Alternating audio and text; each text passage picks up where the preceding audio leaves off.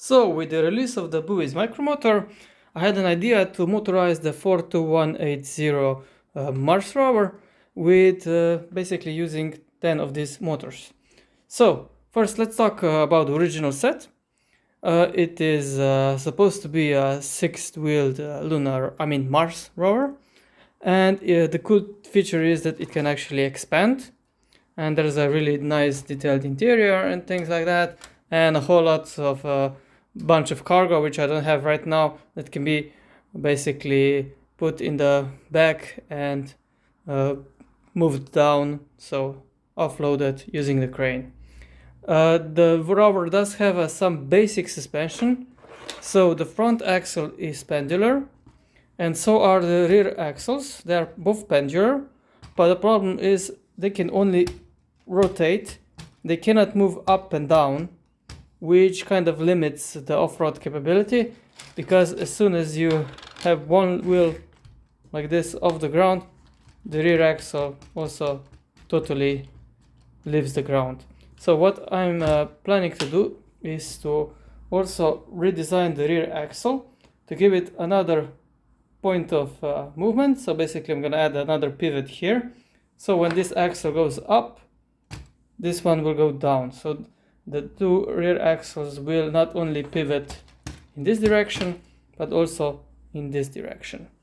But the plan to motorize the set is as following. So I'm gonna use 6 of the micro motors for driving the wheels, so via portal gearing. So 6 motors geared down 3 times.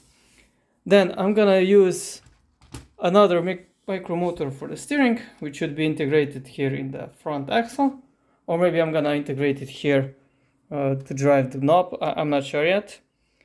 So that's 7 motors, and then 3 more motors for operating the crane arm. So 1 for rotating, 1 for lifting and lowering the actuator, and 1 will probably just come here directly on the arm to actuate, to basically drive the winch.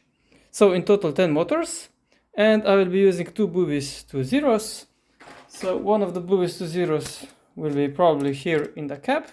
I will remove this white panel and put the BuWizz 20 here. And for the other one, I'm thinking of placing it here, right in front of the rear axle. I'm gonna get rid of the L arms here to make more space, and it should be able to fit here without causing any problems.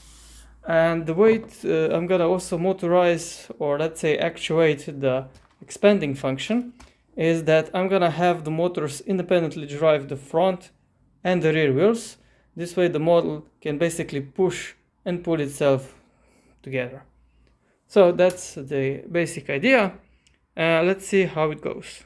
So here's the modified 42180 6x6 Mars rover.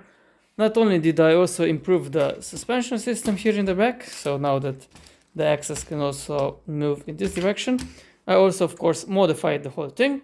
So first we have the steering on the front axle, and we have the 6x6 wheel drive, and along with the drive we can also modify the length of the buggy, so like this, and now the model is longer. For this functionality I'm using independent drive system in the front or in the back, and using a skid steer module here, so I can make the model go apart, or I can push it back together. So let's put it back apart. And now we can talk about the other functionality. So drive, steering, expansion, and then of course we also have the crane arm. So we can rotate the crane arm,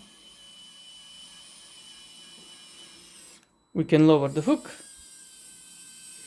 So let's put something to lift here.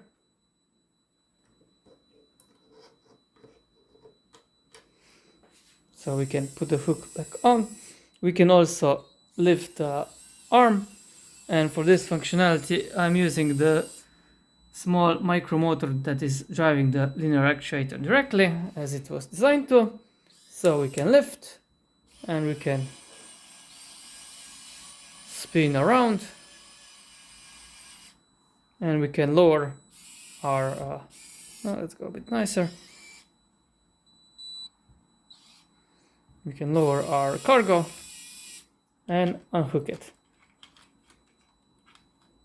So as you can see, the model is almost quite fully motorized. The only function I didn't manage to motorize was the ramp, but I think that one is not really that necessary.